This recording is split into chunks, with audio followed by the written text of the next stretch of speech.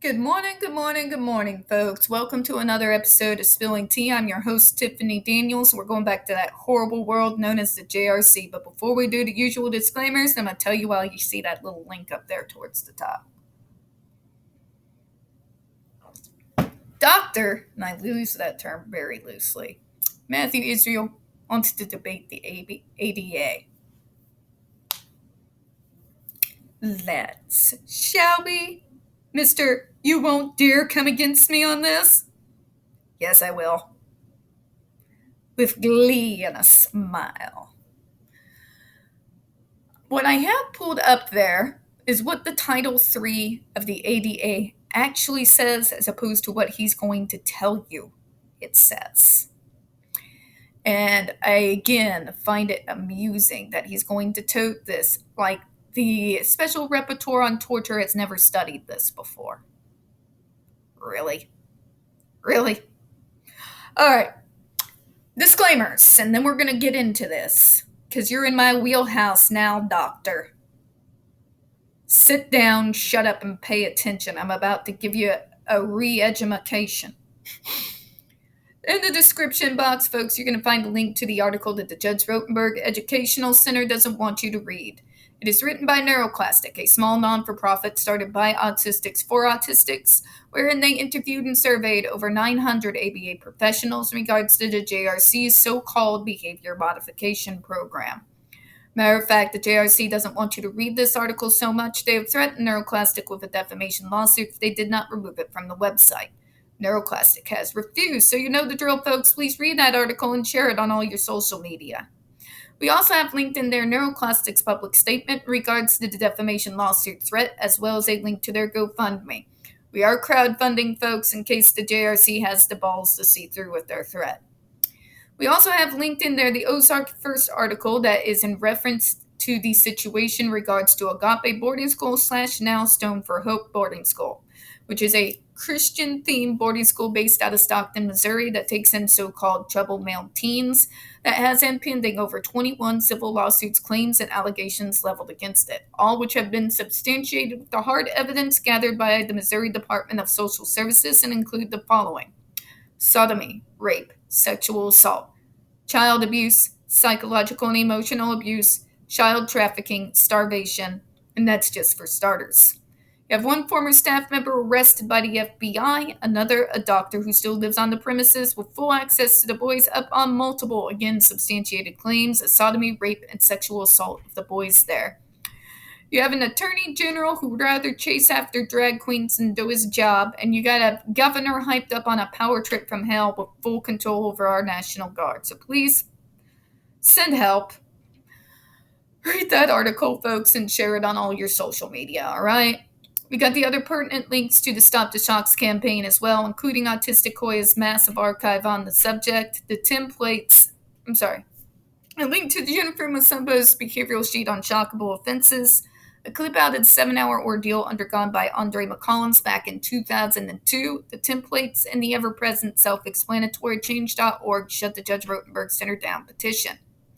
When we discuss the JRC, you're going to hear vivid descriptions of and catch clips of surveillance footage of people with disabilities being tortured and abused. If you got young children present, please go ahead and use those headphones, all right? All right, this channel is marked not for children for a reason. We use profanity and speak on dark subjects. If your child is 16 and younger and they are watching this, parental supervision is very obviously advised. Trigger warning, we are about to descend into the mad ravings of the lunatic mind known as Dr. Matthew Israel. You're going to hear gaslighting, victim blaming, abuse and torture apologencia, pseudoscience, lie after lie after lie, in which we've caught Dr. Israel, many of them, and we're not even halfway through his insanity yet. You're going to see enough ableism and bigotry to circle the globe a few thousand times, and we are dealing with an individual with a major God complex, so just, be prepared for that. Now, Dr. Matthew Israel has decided he wanted to step into my wheelhouse, claiming no one wants to challenge him. Come on, doctor. Come on by, because the ADA is my wheelhouse. We are going to go through his out of context, oh, not just out of context, but completely bullshit take on it. And then we're going to pull up what it actually says. All right? So this video is going to be a little bit longer than the others. I just felt it necessary because I can't deal with the stupid. All right, Title III of the ADA prohibits discrimination on basis of disability in places of public accommodation, such as businesses, nonprofit agencies that serve the public. Specifically, the Title III commands that no individual shall be discriminated against bias of disability in full equal enjoyment of the goods, services, facilities, privileges, advantages, or accommodations of any place of public accommodation if a person owns, leases, or leases to operates a place of a public accommodation. How the fuck do you think this applies to you, doctor? It doesn't. I'm going to tell you what that's actually referencing, and then we're going to read what it actually says. What the doctor is trying to convince you of is that he wants you to believe the GED is an assistive device. It is an assistive device that helps these disabled people be able to utilize public areas. Bullshit! It has absolutely nothing to fucking do with public accommodation. At all. At all. This is more in reference to things such as wheelchair ramps and ramps on city buses so that people with wheelchairs are able to use public transportation. It's talking about rules that have to do with transportation, folks. Okay? The right to access facilities and public areas. This has to do with transportation. It has to do with mobility. It has nothing to do with his device. I can't believe he's using this as an argument. Holy fuck. His device does not in any way, shape, or form, in case anyone is wondering, provide any of that.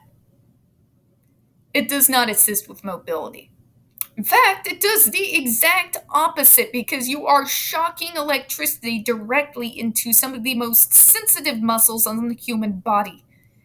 It is going to hamper our mobility, not improve it. So now we're going to go to what it actually says, and I'm going to provide this its proper context. And I am still mind blown that he even tries to use this argument. Like, are you on crack, doctor? Holy hell. Not challenge my ass. All right, here we go. So you're going to see a bunch of this. If you notice what you're seeing here, it's mentioning access, right? And let's pull up these regulations. It's part 36, folks. So let's go directly to this, shall we? Because we're going to go straight through this. All right. Prohibition of discrimination. No individual shall be discriminated against on basis of disability in the full and equal enjoyment of goods, services, facilities, privileges, advantages, or accommodations of any place in the public accommodation by any private entity who owns, leases, or leases to, or operates a place of public accommodation. Basically, this is a protection for us that we have the right to enter the stores and utilize the services thereof. Your grocery stores, your public buses and public transportation, the right to have wheelchair ramps so that others may get accommodations into grocery stores, for example, which makes his argument seem nonsensical. Oh, but it gets better. Okay? This is landlord and tenant, that's its own thing.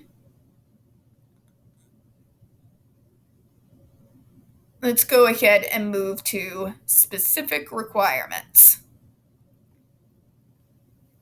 Okay, let's read through this, shall we? A public accommodation shall not impose or apply eligibility criteria that screen out or tend to screen out an individual with a disability or any class of individuals with disabilities fully and equally enjoying any goods, services, facilities, advantage accommodations unless such criteria can be shown to be necessary for the provision of the goods, services, facilities, blah, blah, blah, blah, blah, blah. Public accommodation may impose legitimate safety concerns that are necessary for operation. Safety requirements must be based on actual risks and not on mere speculation, stereotypes, or generalizations about people with disabilities. A public accommodation may not impose a surcharge on a particular individual with a disability or any group of individuals with disabilities to cover the cost of measures such as provision of auxiliary aids, barrier removal, alternatives to barrier removal, and reasonable modifications to policies, practices, or procedures that are required to provide the individual or group with the non-discriminatory treatment required by the Act or this part. You see what I'm saying when I tell you it's about mobility? And in fact, using that as an argument to defend his insanity is just stupid. Anybody has access to this. You can pull up this from the ADA website and pull this up and read it for yourself. It is nonsensical that he tried to use this as an argument. As we continue to go through it, it's just going to get worse for him, okay? Moving on. A public accommodation shall make reasonable modifications in policy, practices, or procedures when the modifications are necessary to afford goods, services, facilities, privileges, advantages, or accommodations to individuals with disabilities, unless the public accommodation can demonstrate that making modifications would fundamentally alter the nature of the goods, services, facilities, privileges, advantages, or accommodations. You see how this is about mobility, don't you? You're seeing that? Okay. Let's go here to auxiliary aids and services. He wants you to believe his device is an auxiliary aid. We're going to explain why that is complete garbage. Shall we? Shall we just? A public accommodation shall take those steps that may be necessary to ensure no individual with disability is excluded or denied services, segregated, or otherwise treated differently than other individuals because absent of auxiliary aids and services, unless the public accommodation can demonstrate that taking those steps would fundamentally alter the nature again. The term auxiliary aids and services includes, this is important, pay attention, qualified interpreters on site or through video remote interpreting VRI services, note takers, real time computer aided transcription services, written materials, exchange of written notes, telephone handset amplifiers, assistive listening devices, assistive listening systems, telephones compatible with hearing aids, closed caption decoders, open and closed captioning, including real time captioning, voice, text, and video-based telecommunication products and systems, including text telephones, video phones, and caption telephones, or equally effective telecommunication devices, video text displays, accessible electronic and information technology, or other effective methods of making orally delivered information available to individuals who are deaf or hard of hearing.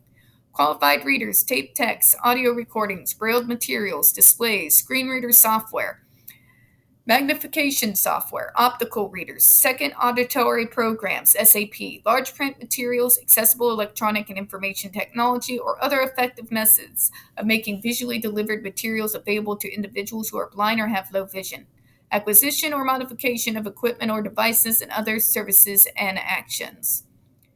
Effective communication. A public accommodation shall furnish appropriate auxiliary aids and services where necessary to ensure effective communication with individuals with disabilities. This includes the obligation to provide effective communications to companions who are individuals with disabilities. For the purposes of this section, companion means a family member, friend, or associate, or individual seeking access to or participating in the goods, services, facilities, privileges, advantages, or accommodations of public accommodation, who along with such individual is an appropriate person with whom the public accommodation should communicate. The type of auxiliary aid or service necessary to ensure effective communication will vary with accordance to the method of communication used by the individual. You see where we're going here, right?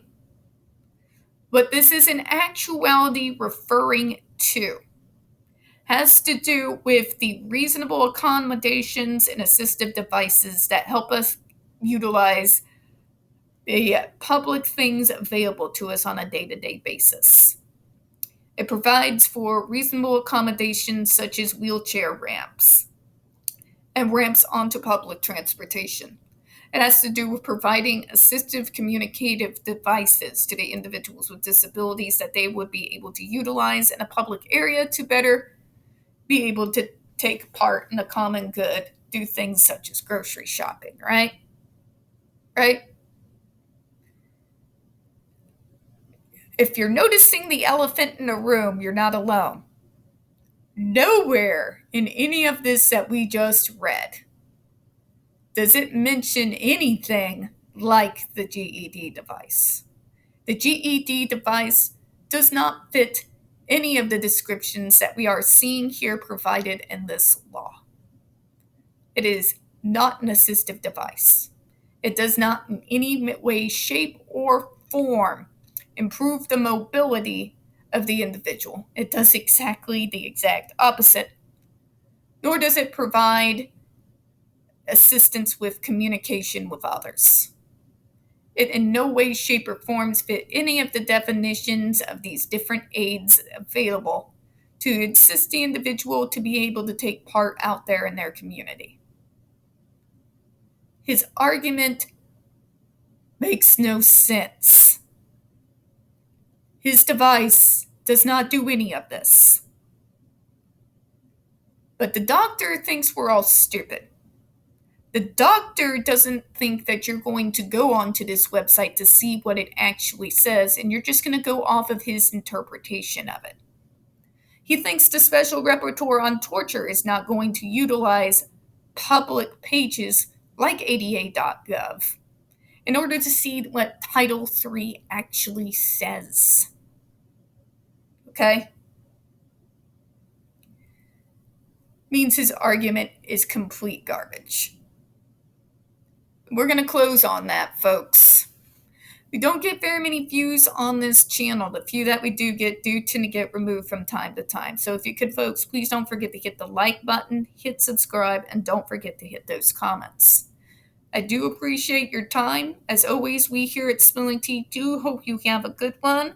If you want to ever look into the ADA, please, ada.gov, all right? All right, bye-bye, everyone.